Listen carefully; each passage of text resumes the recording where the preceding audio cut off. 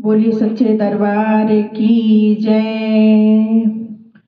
तोहरे सेवकवा मैया सौसे जहानावा हो, तब काहे कैलू दुई भाव हो, तब काहे कैलू दुई भाव।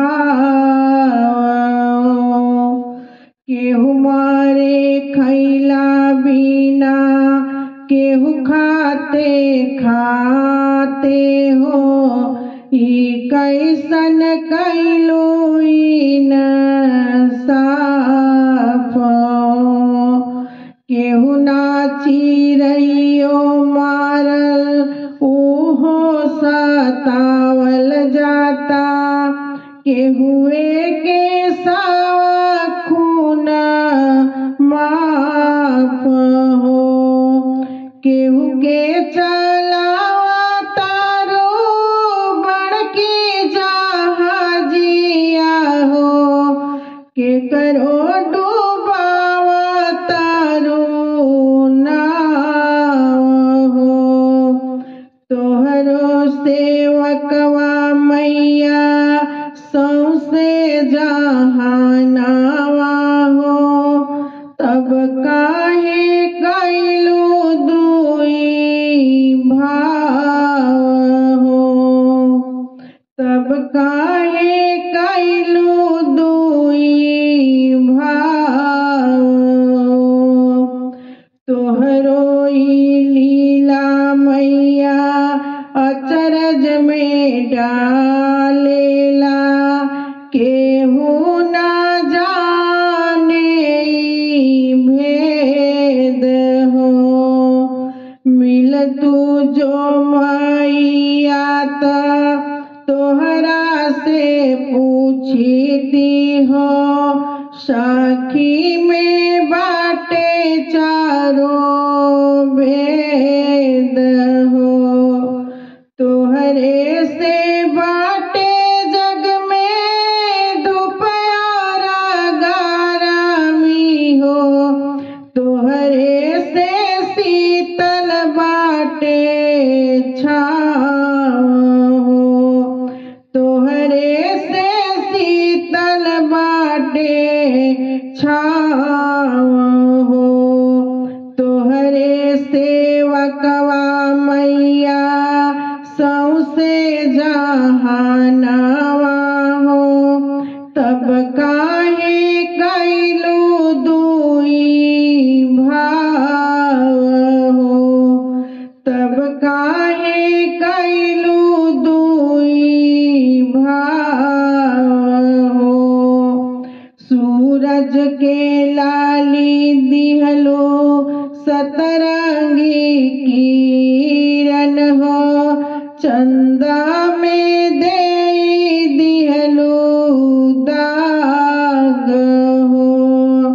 फूलवा गुलाब खिले कटवा के बीचवा में, जरल फूलवा के भाग हो।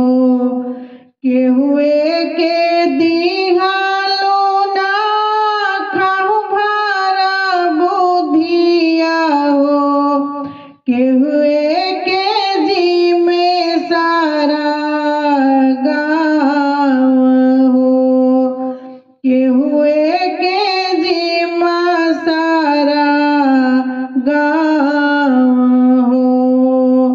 तोहरो सेवकवा मैया सौसे जहानावा हो, तब काहे कैलू दुई भाव हो, तब काहे कैलू दुई भाव हो। केहू बाटे आन्हर लांगड़ करिया कलूटा हो, केहू सवार केहू गोर हो।